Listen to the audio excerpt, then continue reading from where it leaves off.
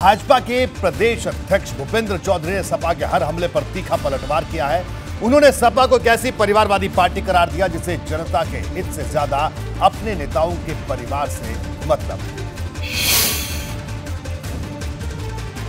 तो मेरा कहना यही है कि समाजवादी पार्टी 1992 में बनने के बाद 30 साल लगभग उन्होंने, तो अभी भी वो मुलायम सिंह जी से अखिलेश जी तक पहुंची है और इससे बड़ा परिवारवाद का उदाहरण कोई हो नहीं सकता। हम लोग बार बार यही बात कहते हैं कि बीजेपी कार्यकर्ता आधारित जन संगठन है, हमारे यहाँ कार्यकर्ताओं को अवसर मिलता है, उनके यहाँ आरक्षण परिवार के लोगों के लिए है, हमारा कार्यकर्ताओं के लिए आरक्षण है। मेरे जैसा कार्यकर्ता अध्यक्ष बन जाता है, स्वतंत्र देव सिंह जैसा कार्यकर्ता अध्यक्ष बन जाता है, मोदी जी जैसा कार्यकर्ता प्रधानमंत्री बन सकता है, आदरणीय राजनाथ सिंह, सभी लोग हमारे यहाँ पार्टी में कार्यकर्ता के लिए आरक्षण है, उनके यहाँ परिवारवाद के लिए आरक्षण है। और ये परिवारवादी ना देश के लिए हित में है ना प्रदेश के। प्रदेश अध्यक्ष भी उनका दोबारा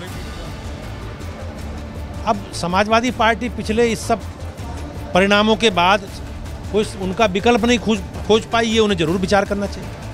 हमला कर रहे हैं अखिलेश यादव, भाजपा पर कर रहे हैं, हार का ठीकरा भाजपा पर है, कह रहे हैं कि मुस्लिम यादव वोट छीन लिए। देखो, मेरा कहना ये है इस विषय में कि समाजवादी पार्टी को इससे अब आगे बढ़ना चाहिए और ये कड़वा कड़वा थू थू और मीठा मीठा हफवा वाला नहीं चलेगा। उन्हें अपना आकलन करना चाहिए कि हार क्यों हुई। ऐसा नहीं है जी, इसी प्रदेश की जनता ने जिताया भी है उन्हें 2012 में, उन्हें पूर्ण बहुमत की सरकार चलाने का। लेकिन जब आप जनता की अपेक्षाओं के काम नहीं करोगे, प्रदेश को सांप्रदायिक दंगों में झोंक दोगे, अराजकता, गुंडागर्दी, बेईमानी, भ्रष्टाचार, ये एक मॉडल बन गया था उत्तर प्रदेश में।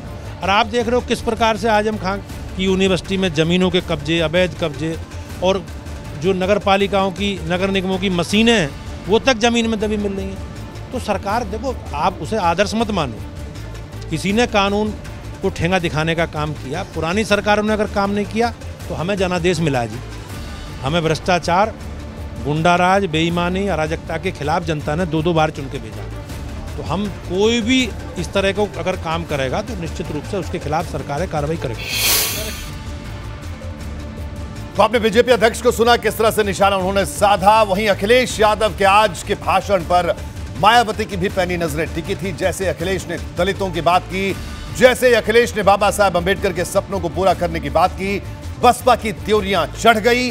पार्टी अध्यक्ष मायावती ने खुद ट्वीट किया और सपा के दलित प्रेम को मुंह में राम बगल में छुरी बता डाला। इससे ही समझा जा सकता है कि बसपा और सपा के बीच इस वक्त कैसे 36 के रिश्ते हैं।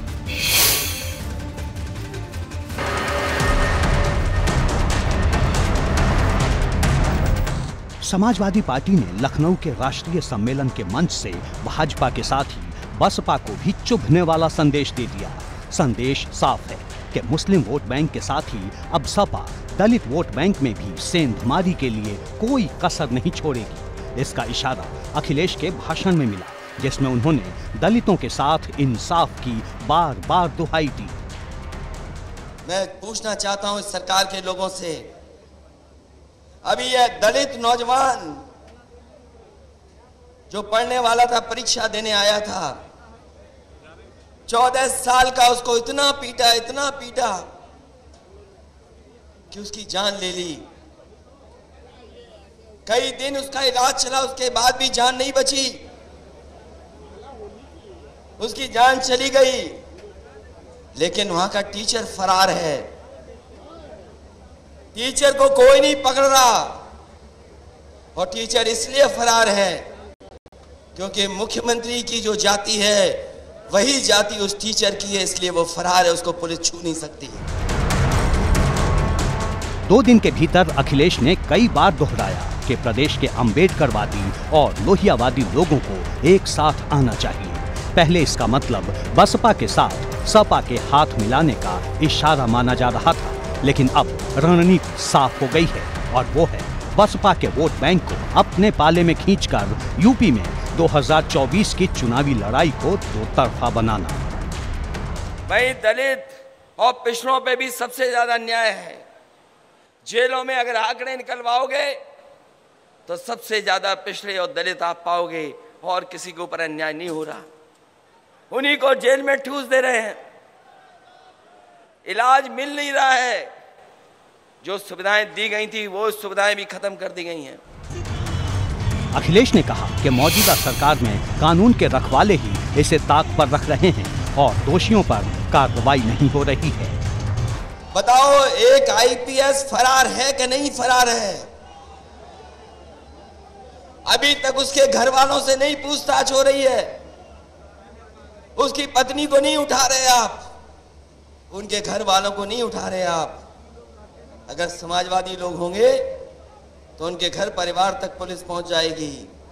ये कौन सा लोकतंत्र है? ये कौन सी व्यवस्था है? अखिलेश यादव ने अपने भाषण में जिस तरह डॉक्टर लोहिया और बाबा साहब अंबेडकर के समर्थकों से साथ आकर संघर्ष की अपील की, तो ये बात सबसे ज्यादा बसपा को चुभी। उसे सपा का एजेंडा भांपते देर नहीं लगी। खुद मायावती ने फौरन ट्वीट किया, समाजवादी पार्टी द्वारा अपने चाल, चरित्र, चेहरा को अंबेडकरवादी दिखाने का प्रयास वैसा ही ढोंग, नाटक व छलावा है जैसा कि वोटों की स्वार्थ की खातिर अन्य पार्टियां भी अक्सर यहां ऐसा करती रहती हैं। इनका दलित व पिछड़ा वर्ग प्रेम मुंह में राम बगल में छुरी को ही चरितार्थ करता है। वास्तव में परम पूज्य डॉक्टर भीमराव अंबेडकर के संवैधानिक व मानवतावादी आदर्शों को पूरा करके देश के करोड़ों गरीबों, दलितों, पिछड़ों, उपेक्षितों आदि का हित, कल्याण व उत्थान करने वाली कोई भी पार्टी व सरकार नहीं है। और सपा का तो पूरा इतिहास ही डॉक्टर अंबेडकर व बहुजन विरोधी रहा है।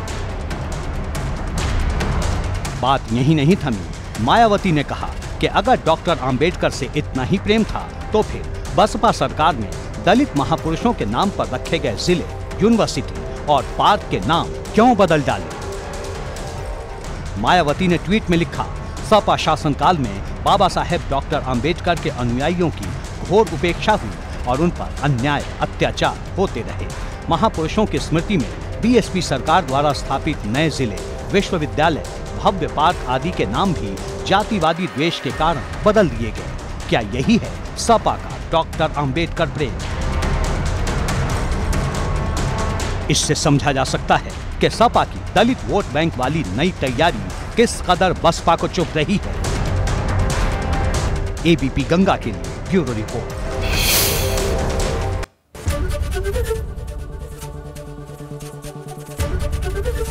एबीपी गंगा, खबर आपकी, जुबान आपकी।